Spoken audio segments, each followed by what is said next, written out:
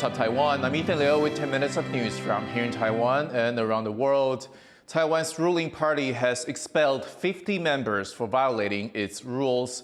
The Democratic Progressive Party's Central Evaluation Committee says the members either campaigned for other political parties or were involved in Me Too scandals. Those expelled include a former lawmaker, Julian Guo. He has criticized the party on political TV shows. Taiwan and Eswatini have reaffirmed their long-standing diplomatic ties by signing a joint declaration in Taipei. The foreign minister of the African nation praised Taiwan for helping transform the lives of people in Eswatini and said her country wanted to reiterate its, quote, constructive and sustainable alliance with Taipei. Taiwan and Eswatini, formerly known as Swaziland, have had official ties for more than 50 years. It's one of Taiwan's 12 remaining diplomatic allies and the only one in Africa. Prosecutors in Taipei have indicted 15 people for their involvement in match fixing in Taiwan's semi-professional Super Basketball League.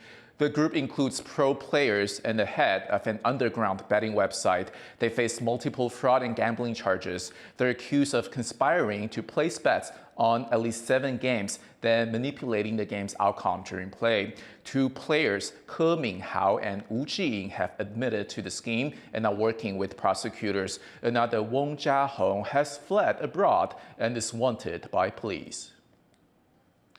Taiwan wants to bring its emissions to net zero by 2050. There's little doubt that getting there will be a challenge, but one farming project in the country's southeast could be part of the solution. Sally Jensen traveled to Hualien to find out more.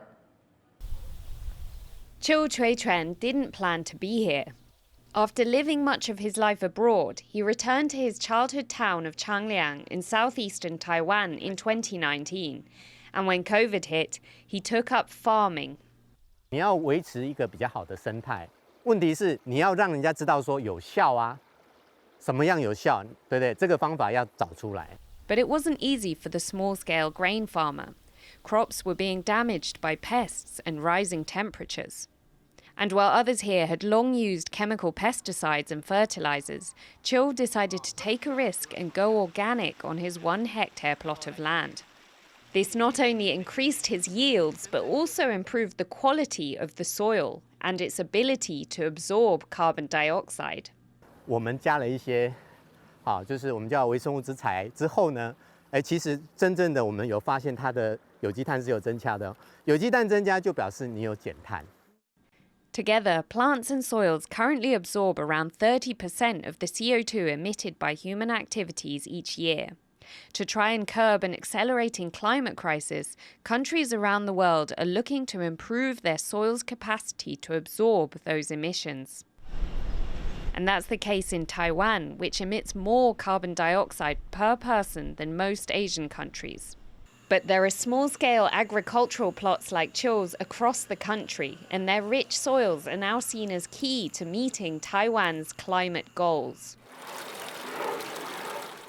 Chiu and over 20 other small-scale farmers like him have joined an initiative aimed at restoring soil health. Collectively, their 150 acres of farmland are now internationally recognized by a carbon credits program, through which companies that emit carbon dioxide can compensate those who maintain strong carbon-absorbing soil. Skeptics say these sorts of initiatives place a monetary value on nature and simply offer a way for large companies to continue their pollution-generating business practices.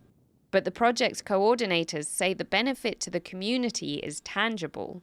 We provide a good model, golden standard for them to see, hey, we can support this farmer. So we can resolve the food security and climate security. Once certified, farmers can mark their produce with a logo to show their ecological value, encouraging consumers to make more environmentally friendly purchases. It's carbon absorption projects like this one that Taiwan hopes will help it become a climate leader on the world stage. And the goal here is for more of the country's many small-scale farmers to join the initiative to keep these soils rich long into the future. Alex Chen and Sally Jensen in Hualien County for TaiwanPlus.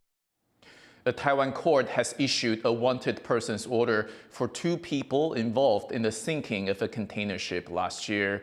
The CEO and former captain of the Palau-listed ship Angel are overseas and did not show up to their court case.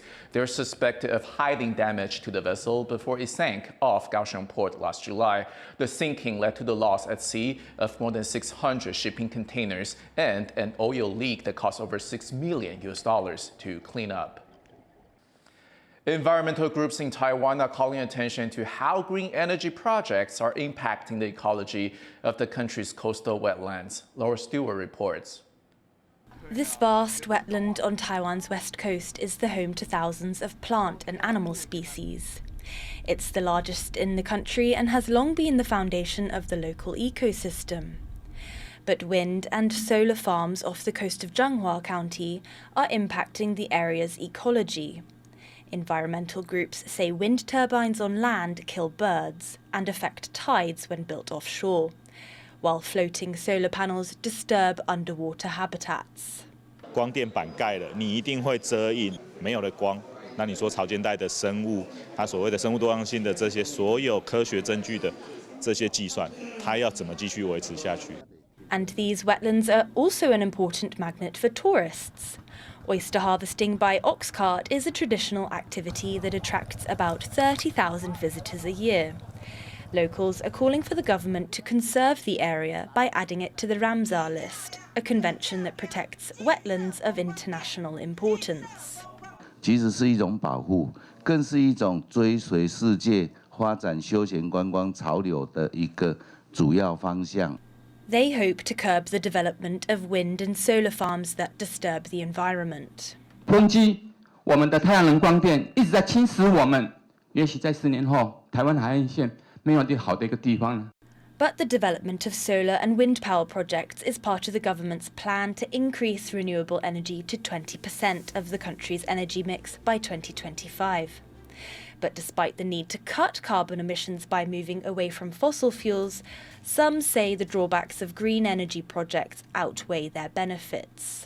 彰化的湿地、潮间带的湿地可以这样搞吗？民进党政府为了搞光电，破坏生态、破坏环境，在所不惜吗？ But with Taiwan's limited land mass, renewable energy projects are often relegated to the country's coastlines. So striking the balance between emissions goals and ecological protection will continue to pose questions for Taiwan's policymakers. Ryan Wu and Laurel Stewart for TaiwanPlus. A rare artifact has been unearthed in eastern Taiwan, giving a glimpse into one of the island's prehistoric cultures. Reese Ayers has the story.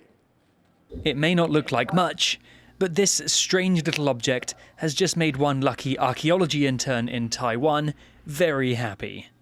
手上有一个陶把就掉到地板上，然后就看到人兽新玉珏在我面前，然后就很开心，觉得很幸运，就把它捡起来。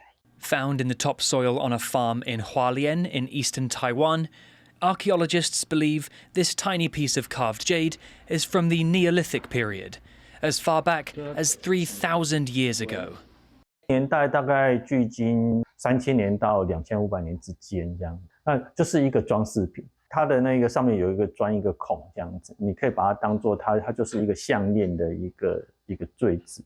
Hualien is a hotspot for archaeological finds, and the local museum says that the object is typical of the Huaganshan culture of the people living in the area thousands of years ago, and demonstrates the technology of the time. One of only about 40 such pieces discovered in Taiwan, the ornament is quite the find, and a rare glimpse into the island's prehistory. Justin Wu and Reese Ayers for TaiwanPlus. Thank you for watching What's Up Taiwan. Finally today, check out these surfers braving the waves in Hawaii. I'm Ethan Liu. Take care, and I'll see you next time.